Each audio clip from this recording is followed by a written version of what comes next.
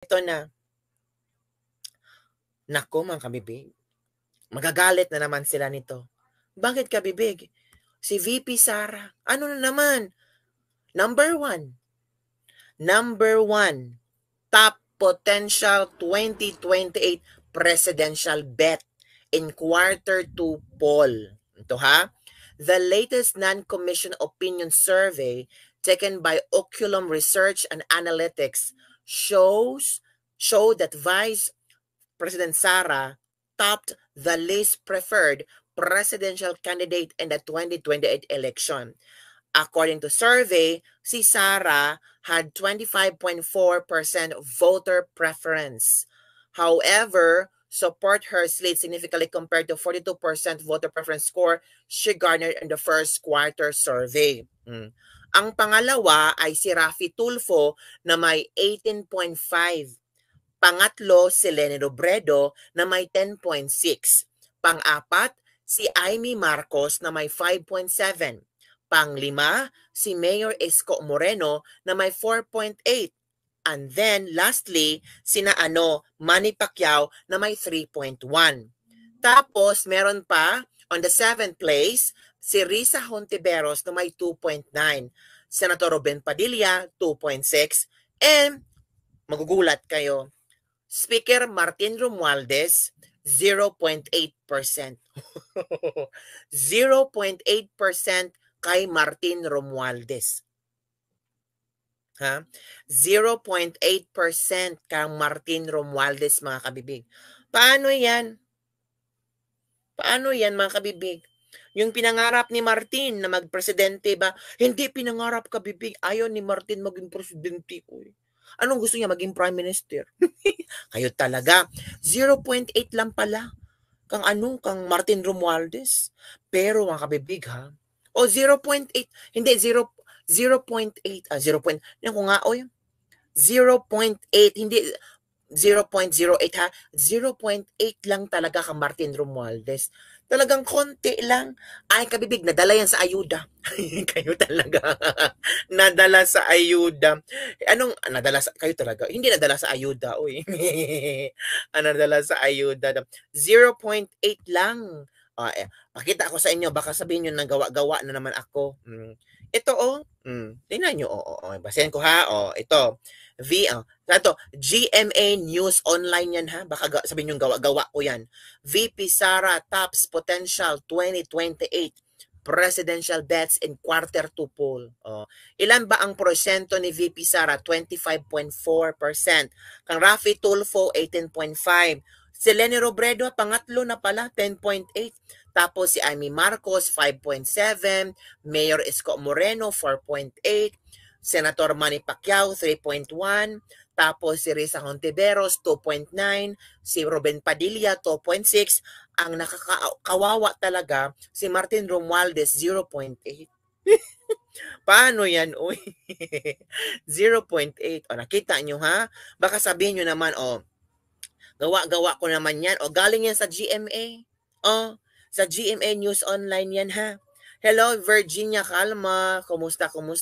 Kaya isinusulong nila ang Chacha dahil walang chance maging presidente si Martin Baloslos. Wala pang 1%. Wawa tamba. Paano na tayo niyan? Wala talagang magagawa. Kahit ano pang klaseng ayuda ang ibibigay ni Tamba. Wala talaga. 0.8 talaga. Wow, nangunguna si Martin sa hulihan. Kayo talaga. Huwag kayong ganon. Napakasakit naman yan. Napakasakit. Kuya Martin, ang sinapit ng iyong survey. Napakasakit. Kuya Martin. Ay, nako mga kabig, kayo talaga ha. So yun, yung yaga kabibig daghan na ra ba ang nagasto? Paano yan? Hindi. Totoo naman yan, 0.8. Oo, ayon yan sa ayon yan sa, sino ba nagpa-survey? Sa Oculum Research and Analytics.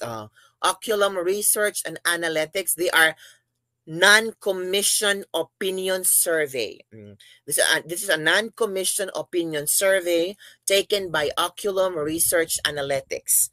O talagang number 1 si VP Sara at hindi nyo mapipigilan. Hindi nyo na mapipigilan ang kaligayahan. Paano to? Ano kayang reaksyon ng mga 0.8%?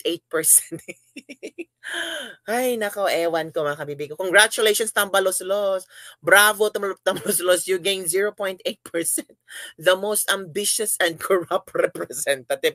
Uy, grabe kayo ha. Huwag naman pong ganon. Billion pa man din pa ang ipaayuda nila. Martin, you deserve. Oh, you deserve. Noor Muhammad, salamat sa panonood. Good evening everyone from Shuni. Salamat.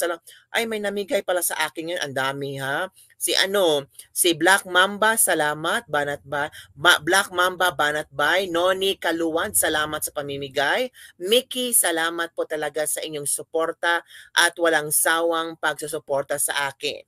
At yung mga tawang-tawa dyan, may tayo dyan, Coca Gcash kung gusto nyo. Huwag ka bibig, baka mabash ka. May bahala kayo dyan.